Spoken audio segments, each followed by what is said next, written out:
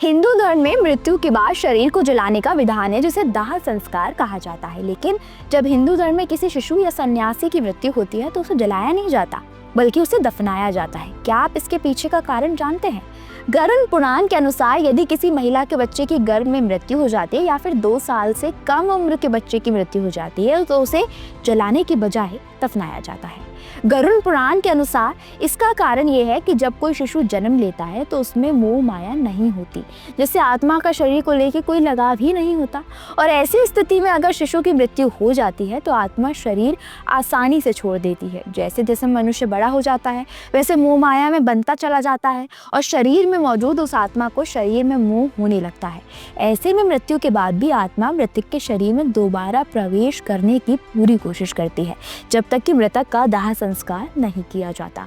गरुड़ पुराण के अनुसार अंतिम संस्कार के बाद ही आत्मा मुक्त होती है। आपने ध्यान दिया होगा तो संत पुरुषों को भी दफनाया जाता है। आखिर क्यों? गरुड़ पुराण के अनुसार शिशुओं के अलावा संत पुरुषों और भिक्षुकों को भी जलाने की बजाय दफनाना सही मानते हैं, क्योंकि ऐसा मनुष्य कठोर तप के कारण अपने इंद्रियों को अपने काबू में कर लेता है।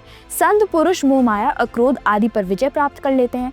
ऐसे में उस शरीर में उपस्थित उस आत्मा को शरीर से कोई लगाव ही नहीं रहता।